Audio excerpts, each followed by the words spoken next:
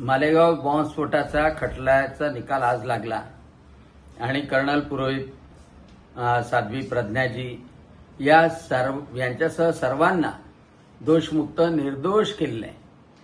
कारण हिंदू टेररिझमच्या नावाखाली या निष्पाप निर्दोष लोकांना त्यावेळेसच्या काँग्रेस सरकारने जाणीवपूर्वकरित्या फसवलं होतं. कारण त्यांना दाखवायचं होतं की हिंदू टेररिझम आहे, भगवा आतंकवाद आहे. आणि त्यावेळेसच्या गृहमंत्र्यांनी सुद्धा पहिल्यांदा ती भाषा केली होती हिंदू टेररिझमची. आज दूध का दूध पाणी का पाणी झालं आणि संपूर्णतः त्यांना निर्दोष करण्यात आलं.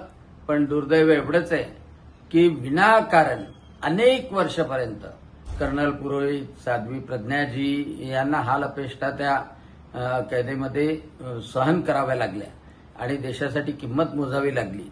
आणि म्हणून या काँग्रेसची जी मानसिकता होती त्याचा सर्वदूर निषेध करणं अत्यावश्यक आहे.